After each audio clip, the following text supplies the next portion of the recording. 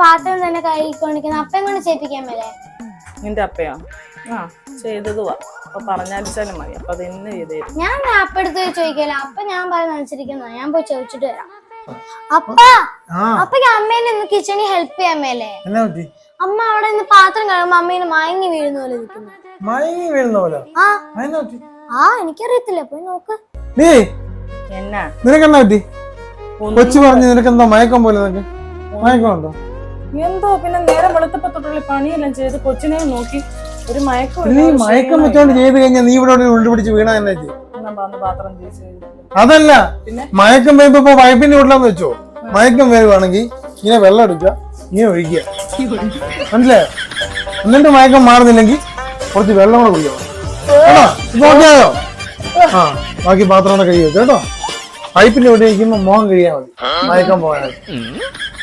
ശരിയായ അമ്മയുടെ മയക്കം.